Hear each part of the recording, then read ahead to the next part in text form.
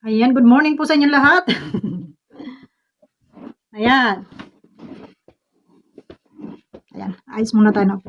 Ayan, magandang umaga po sa inyong lahat. Ha? Don't mind na lang yung aking background kasi marami akong abubot dyan. So, ayun. Dito tayo nakaharap sa liwanag para makita yung ating pislak. Ayun, bago ang lahat, congrats muna kay Sir Red Noveno. Ayan. Congrats, Sir Red Noveno.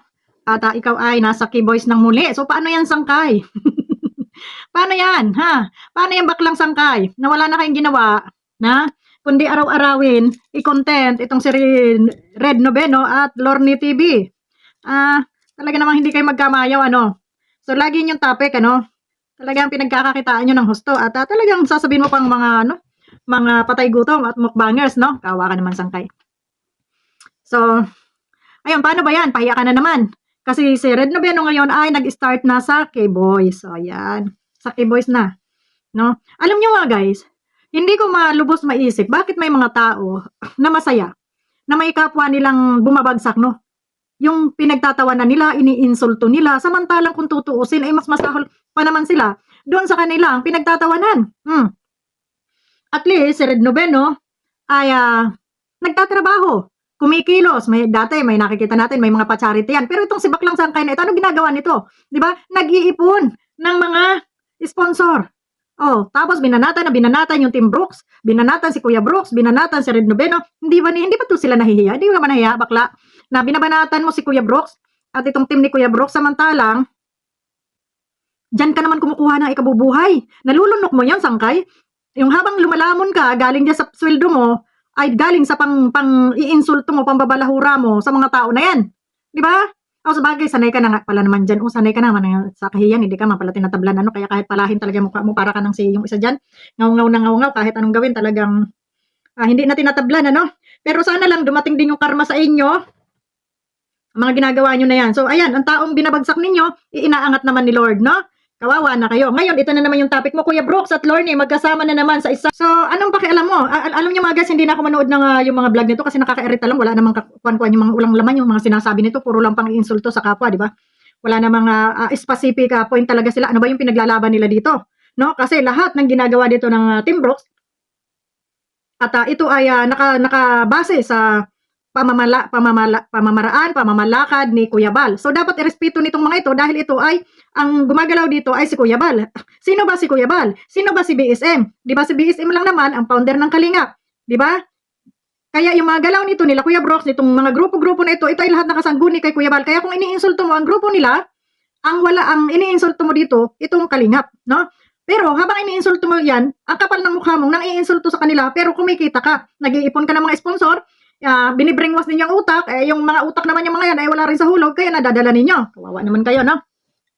Pero tandaan ninyo, hindi lahat ng panahon yung mga sponsor na yan ay hindi mauubusan at perming nakadikit sa inyo. Kung ako naman sa mga sponsor na ito, hindi ako magbibigay sa inyo lalong-lalo na at wala naman kayong mga charity na talagang tumutulong, no?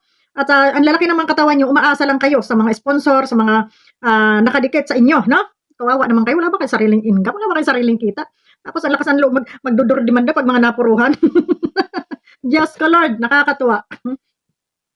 So ayan, Sangkay, pahiya ka.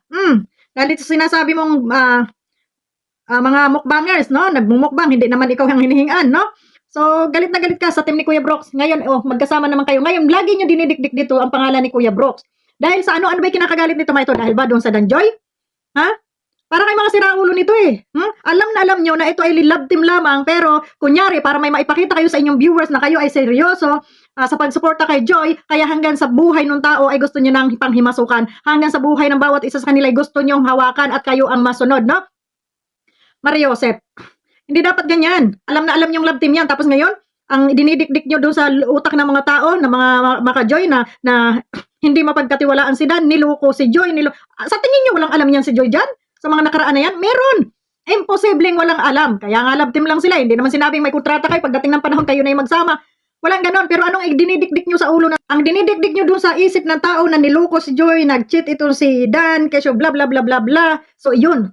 Ha? Bakit hindi nyo ipaunawa sa mga followers na itong ating pinapanood ay hanggang for entertainment lamang ito para lang mapasaya kayo, huwag nyo masyadong seryosohin, suportahan lang natin ang mga video, mga vlog, nitong mga nagbablog kay Joy at kay Dan noong mga panahon na yon para ito ay magamit nila sa kanilang araw-araw na expenses gaya ng pag-aaral nila, tulong, kumbaga. Hindi sinabing, dito tayo kay Joy at dito ay talagang isuportahan natin ito ng bongga todo hanggang sa sila'y maging sila. Walang ganun. Di ba? Kung kayo nga, kung kayo nilalayasan kayo ng mga kaibigan nyo yun nga ang taong kasal na naghihiwalay pa, yun pa kayang magpartner lang sa kamera. Asa ba utak nito mga ito? Ngayon, nababanat-banatan nyo si Kuya Brooks. Ang babanatan nyo si Kuya Brooks, itong group ni Lorne, kasi sinasabi ninyo na sila ay may alam sila. Eh kahit naman may alam sila, alam nga namang ipagsigawan nilang, hay, may alam kami, huwag kayong maniwala dyan sa inyong pinapanood. Aba, Maria Joseph. Di ba kaya nga ginawa para mapanood ninyo at para magkaroon ng views bawat isa na mga nagre-reaksyon. So, kung may alaman yung mga yan dyan, alam nga na may pagsigawan nila, eh di parang sinira na rin nila yung grupo nila na sinira nila yung So, pangunahan ba nila yung director ng na yan, palabas na yan, ng mga video na yan? Siyempre, hindi sila maumuna dyan. Kung may makain sila dyan, makain na lang sila, o i-video nila, o at least income nila yun, o may video na sila, di ba? May manonood sa kanila habang sila ay kumakain. So, anong problema doon? Na lahat naman tayo nagbumukbang. Baka nga ito si Sangkay, dayuk-duk pa dyan sa kusina niya eh. Hindi lang na-videohan, di ba? So, ayan. At tigilan niyo yung pagdadaon sa inyong kapwa. Baka tinan mo inong kupit. Tigilan niyo yung pagdadaon ninyo sa inyong kapwa kasi kung tutuusin mas miserable yung buhay ninyo sa totoo lang. Ang buhay ninyo hindi nadadala yan ng pananamit, hindi yan nadadala sa kinis ng balat, hindi yan nadadala sa inyong pananamit na magagara yung suot ninyo. Imposible na sa magarang kasuotan ninyo, sa magarang upo ninyo diyan, wala kayong mabigat na problemang dinadala. Meron. Kaya dyan nalang ibinubuhos ninyo sa mga tao na gusto nyong pabagsakin kagaya ng buhay ninyong miserabling nararanasan ngayon. O, di ba? Huwag kang gayaan.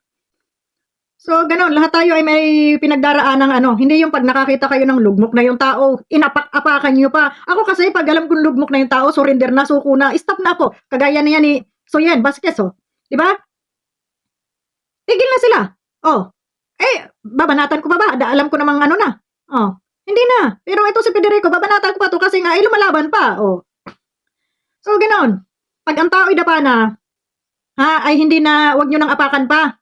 Alam nyo nang dapa na, inapak-apakan nyo pa, pinagtawanan nyo pa, ininsulto nyo pa. Sana lang, makita kayo nung nasa taas at ibalik lahat yan sa mga ginagawa ninyo sa inyo. No? May karma yan, tandaan ninyo.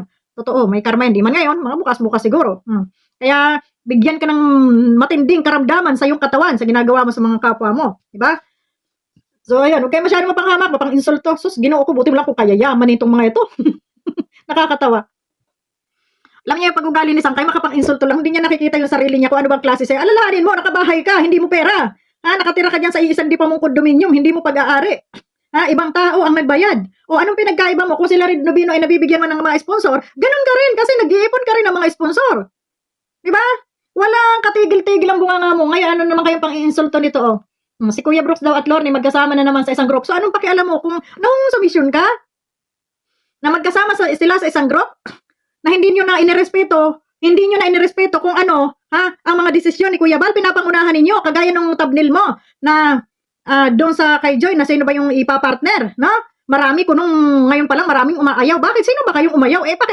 Ginoo ko. Wala kayong pakialam kung anong gawin nilang video. Kung ayaw niyang panoorin, di wag kayong manood. Hindi yung tututol kayo. Yung tama yung sinabi ni Kuya Bal, mga mareklamo kayo, wala naman kayong mga ambag, di ba? Tututulan yung i-partner si Joy sa iba. Bakit? Tumutol ba si Joy? Pag si Joy ang tumutol, yan, mag-react kayo. Ayaw ni Joy, tapos pinipilit ninyo. Diyos me. Grabe. So yan, pahiya ka, bakla. Baklang kabayo, pahiya ka na naman. Ayan, yung binabagsak ninyo ba yan, kinuha na ni Kalinga Prab at nasa K-Boys na nagtatrabaho muli. Ano kayo? Sinasabi ko sa inyo, imbes na awayin ninyo yung tao, dapat anuhin nyo na lang kasi wala naman kayo mapapala sa, baka nga mga bayad kayo dyan, baka mga bayad, kaya naman binabanat-banatan nyo itong mag-asawang ito, itong Team Brooks, no? Kasi kung sa usaping Joy lamang at Dan, ay palagay ko naman yung ibang mga Dan Joy dyan, na mga Joy fanatics dyan, nakamove na dahil alam naman nila na hindi talaga magkakatuluyan dalawa na yan. At saka parang ako, ayaw ko rin naman talaga magkatuluyan sila, no? Siyempre, may edad na si Dan. Tapos mag-aaral pa si Joy, baga na may maiintay niyan. Maiintay ba yan ni Dan? Lalaki ang tao. Yung lalaki, pag tumigas yung kanya, hindi po pwedeng isaksak yun sa puno ng saging. Maghanap ng butas na pagsasak sa kanya niyan. No? Kaya, siyempre, talaga hindi po pwedeng maging sila. Kayo naman pinagdidikdikan nyo, pasalamat na nga lang kayo at natapos na yung love team nila. At least wala na kayong mapanood, nakilig-kilig ngayon. Dito tayo ay patas lamang. Huwag tayong mang-apang na ating kapwa. Kung mo ba kayo nakakaangat ka dahil nakita mong malaki yung mga views mo, babanatan mo ng babanatan yung tao, wala ka nang pakialam sa damdamin ng iba, wala ka nang pakialam sa ibang tao at sarili mo na lang yung iniisip mo na ikaw ay magkapera, lumaki ang views mo, lumaki yung kita mo. Naaati mo? Ha? Yung ganon? Grabe yung mga pag-uugaling ganyan, no? Kaya sana karmahin lang kayo talaga. Ikaw baklang ano, sana lang yung sakit mo diyan ay tuloy-tuloy yan para maranasan mo yung mga pang-iinsultong ginagawa mo sa kapwa nyo. Ha? At yung mga pambabastos na ginagawa nyo dito kay Kuya Bal, na mga antay-kalingap na kayo. No? Ha? Kasi kabastusan yung mga, syempre kabastusan baga, yung mga ginagawa dyan ni Kuya Bal na paggawa-gawa ng mga ganyan, eh medyo iniinsulto ninyo, no? Iniinsulto nyo yung mga team na yan na ginagawa ni Kuya Bal. Aba, parang si BSM na rin ang iniinsulto ninyo. Alalahanin ninyo, hindi ka dyan makilala sangkay kung hindi dito sa Kalingap. Hindi ka magkakapera, hindi ka magkakakondominium, kundi dito sa Kalingap kung hindi ka nakilala ng mga sponsor dahil dyan sa pangbubudol mo. Kaya tigilan nyo yung pang-insulto. Kahit hindi si Red Noveno, kahit yung iba, tigilan nyo yan. Mag-reaction kayo ayon lamang dun sa issue. Hindi yung sasamahan nyo ng mga pang-iinsulto. Tapos kung babalikan kayo, marisbakan kayo, mga galit na galit kayo. Kesyo, alam ko, yung bahay ni Sel TV, utang inang yan. Kahit idakdak pa kita dun sa bahay ko. No? Alam ko yung address. Alam ko rin yung address. Ha? Takot-takot ito pag mukha ito takutin. Nako, ay bakla, manahimik ka ha. Huwag kang puro insulto. Pare-parehas na lang kayo dyan. So yan, bago tayo magtapos. Congrats muli kay Red Noveno na nasa kay Boys na, no? Congrats muli. Ayan.